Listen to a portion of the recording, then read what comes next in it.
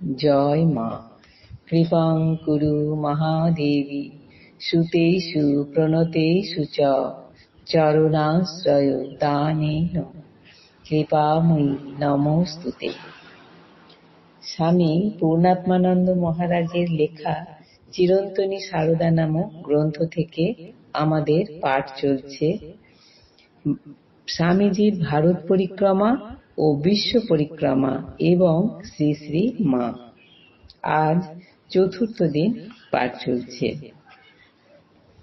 1890 খ্রিস্টাব্দের মার্চের শেষে শ্রীমা বুদ্ধগয়ায় গিয়েছিলেন। সেখানে তিনি দেখলেন 10 নামী সম্প্রদায়ের সন্ন্যাসীদের সংঘ জীবন।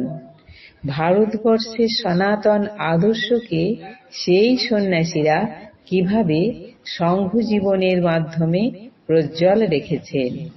বুঝলেন রামকৃষ্ণ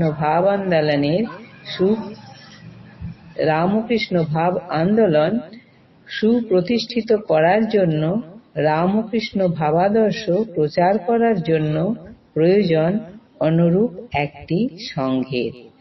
তাঁর অন্তরের অন্তঃস্থল থেকে উৎসারিত হল এক ব্যাকুল প্রার্থনা, শ্রীরামকৃষ্ণের ত্যাগী সন্তানগণ যেন একটি সংঘের মাধ্যমে সংগঠিত করেন তাঁদের আচার্যের আদর্শ ও ভাবান্দোলনকে।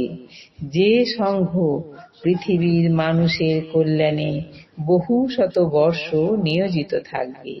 শ্রীরামকৃষ্ণ গিয়েছেন, কিন্তু রেখে গিয়েছেন তাঁর ত্যাগী পার্ষদদের।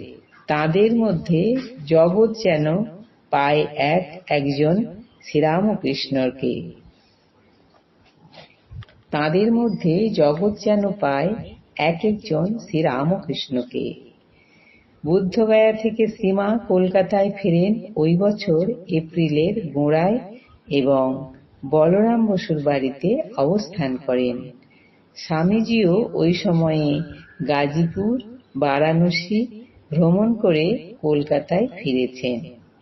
লিপিবদ্ধ কোনো বিবরণ না থাকলেও অনুমান করা অসঙ্গত নয় যে শ্রীমায়ের সঙ্গে ওই সময় স্বামীজির নিশ্চয়ই সাক্ষাৎ হয়েছিল এবং শ্রীমা তাঁকে নিশ্চিতভাবে তার প্রার্থনা এবং সংঘ বা সংগঠনের মাধ্যমে শ্রীরামকৃষ্ণের ভাবাদর্শ প্রচারের প্রয়োজনীয়তার কথা বলেছিলেন, ব্যক্ত করেছিলেন।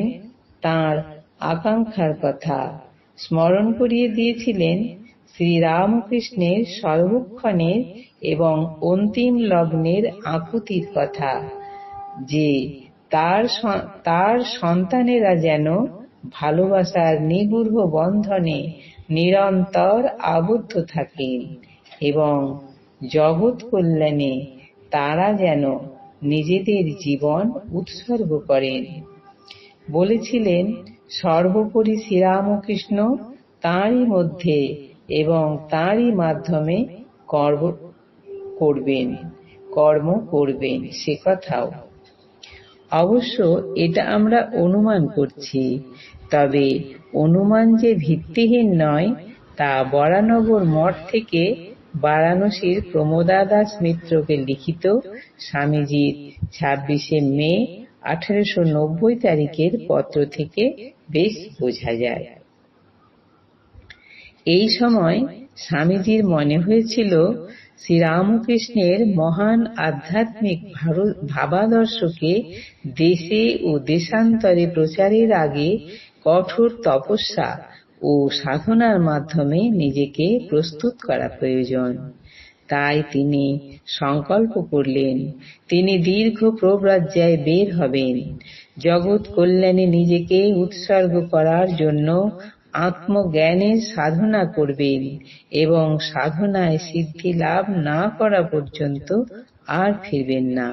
স্থির হল জুলাই মাসের মধ্যভাগে তিনি প্রব্রজ্যায় বের হবেন। সংকল্প স্থির হওয়া মাত্র প্রথমেই স্বামীজির মনে এলো শ্রী মায়ের কথা। তাঁর আশীর্বাদ নিতে হবে। আজ এই পর্যন্তই। জননীং শারদাং দেবীং রামকৃষ্ণং জগদ্গুরুং পাদপদ্মে তয়ো স্থিত্বা প্রণমামি মুহুর্মুহুঃ। জয় মা।